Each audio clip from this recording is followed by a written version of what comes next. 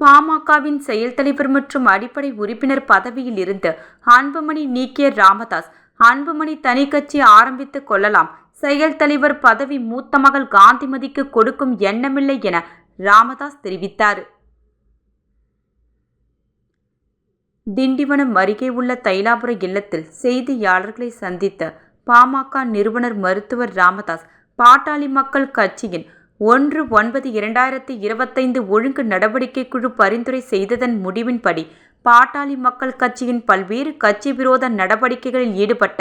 அன்புமணி மீது ஒழுங்கு நடவடிக்கை குழு அனுப்பி வைத்த 16 குற்றச்சாட்டுகளுக்கும் எந்தவித பதிலும் அளிக்காமல் அவகாசம் இருமுறை கொடுத்தும் பதிலேதும் எழுத்துப்பூர்வமாகவும் நேரில் வந்து விளக்கம் அளிக்கவில்லை. அன்புமணி மீது சொல்லப்பட்ட அனைத்து குற்றச்சாட்டுகளுக்கு பதிலளிக்க எந்த நியாயமும் இல்லை என்பதால் அனைத்து குற்றச்சாட்டுகளுக்கும் பதிலளிக்காமல் அன்புமணி உள்ளதை அவர் ஒப்புக்கொண்டார் என்பது தனது அனுமானம் என்று கூறினார்.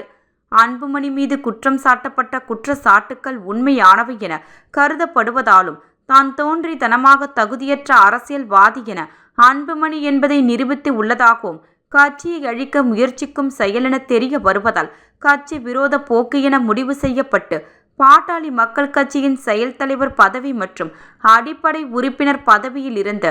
அன்புமணி நீக்கப்படுவதாக ராமதாஸ் அறிவித்தார்.